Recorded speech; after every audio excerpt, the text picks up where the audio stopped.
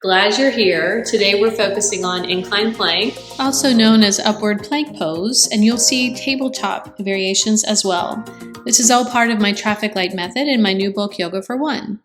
In the red zone, we'll start seated on the chair, taking one leg at a time forward while keeping a nice open upper body. We're holding on to the chair seat for support. In the yellow zone, we can take the blocks behind us for support, but let's make sure they're not slipping as we press on them. Taking one leg at a time forward with support and either a neutral or gently open upper back. Another variation is to take the elbows on the mat and try to lift from the upper mid-back, not collapsing into the chest. From here, we can gently come out of the posture and give ourselves a gentle passive flexion.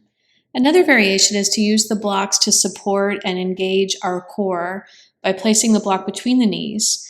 Tabletop has us placing our hands facing forward and our feet on the floor, lifting into a table shape.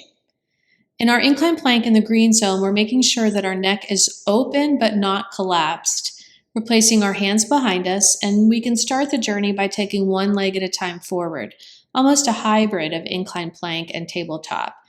This gives us the ability to see how our strength is feeling today before taking ourselves into a full incline plank. Notice that the elbows are micro-bent and the neck is long but not collapsed. To get out of the pose safely, we'll bring the foot in and lower to the mat.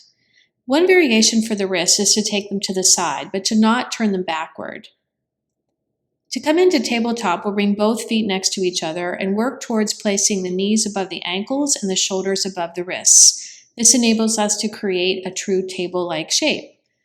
We were also choosing to modify by placing the wrists to the sides, but not turning them backward. That would put undue pressure on the elbows.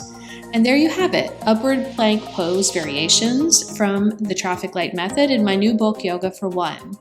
I wish you well on this journey of taking good care of your mind, heart, body, and spirit. Namaste.